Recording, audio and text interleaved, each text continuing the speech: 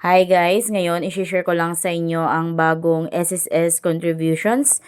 So start January 2025, may bago na tayong SSS contributions.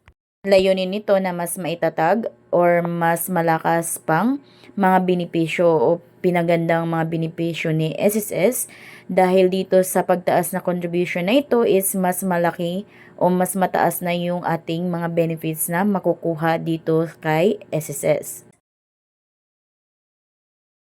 Kung gusto nyong may copy kayo nito, so post nyo lang ang video na ito at screenshot nyo yung contributions na gusto ninyong may kopya kayo.